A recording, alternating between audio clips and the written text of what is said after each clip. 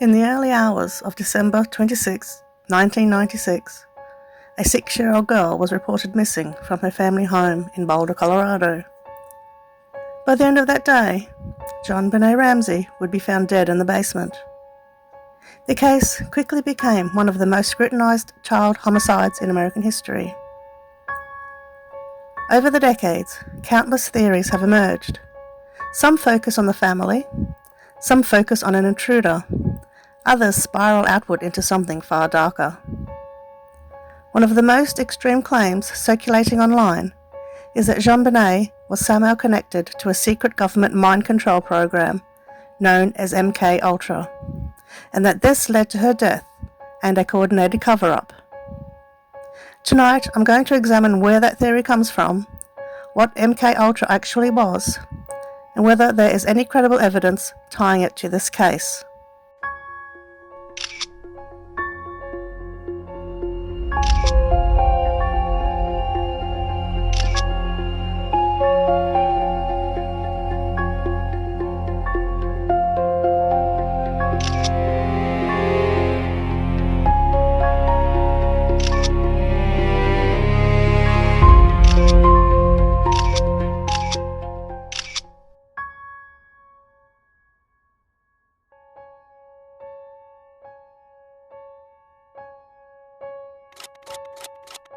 So let's begin.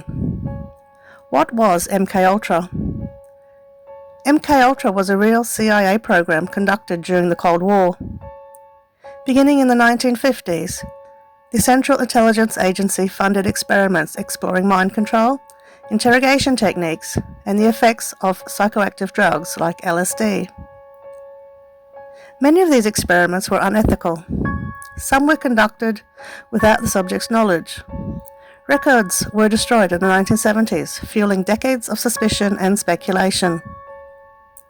Because MK-Ultra was secretive and disturbing, it has become fertile ground for conspiracy culture.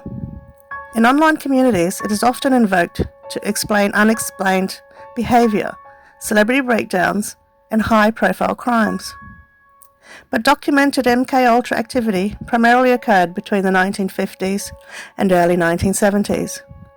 There is no public evidence of an official continuation of that program into the 1990s under the same name or structure. Still, the mythos surrounding it persists. So, how did this theory attach itself to JonBenet? The JonBenet case has always carried elements that invite speculation. Beauty pageants, a lengthy ransom note, media frenzy, wealth, power. For some conspiracy theorists, those ingredients create a narrative framework. A child in the public eye, a family of means, and a crime that remains officially unsolved. Online forums began weaving threads between MK-Ultra and child pageantry culture, suggesting psychological conditioning or programming.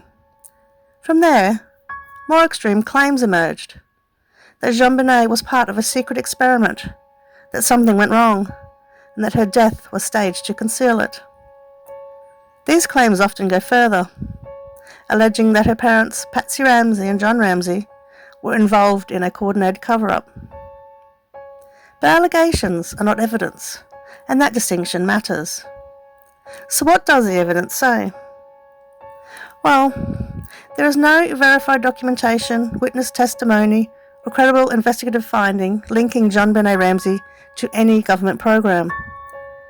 No court records, no investigative reports, no credible whistleblowers, no declassified material tying MK-Ultra or any successor program to Boulder, Colorado in 1996. Law enforcement investigations into JonBenet's death focused on forensic evidence inside the home, the ransom note, DNA findings, and possible suspects connected to the family or the area. They did not identify government experimentation as a line of inquiry supported by evidence. It is also important to remember that in 2008, prosecutors formally cleared the Ramsey family based on DNA evidence, though debate about the case continues. Now, speculation is not proof. So why do conspiracy theories thrive in unsolved cases? Unsolved cases create psychological discomfort. When there is no definitive answer, people search for one. The more high profile the case, the more intense that search becomes. MKUltra, because it was real and because parts of its history were concealed for years, has become a narrative shortcut. It offers a hidden hand, a secret villain, a larger explanation. But attaching a secret program to a crime does not make it more likely. It simply makes it more dramatic. And drama spreads quickly online. Now, what is the risk of crossing this line? There is a difference between exploring a theory and presenting it as truth. When real people are involved, especially in a case where no one has been convicted, repeating extreme claims without evidence can cause harm. It can also blur the line between investigation and fiction. As true crime creators, we have to ask, are we following evidence or are we following intrigue? Now, the idea that JonBenet Ramsey was part of MKUltra is a claim born from internet speculation, not documented fact. MKUltra was real. Its history is disturbing, but there is no credible evidence linking it to this case. The tragedy in Boulder remains unsolved.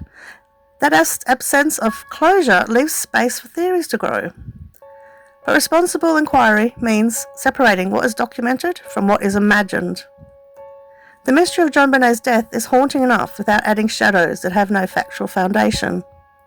And sometimes the darkest truth is not a secret government program. It's a reality that we may never fully know what happened inside that house. You've been listening to True Crime with Kris. Thanks for joining me.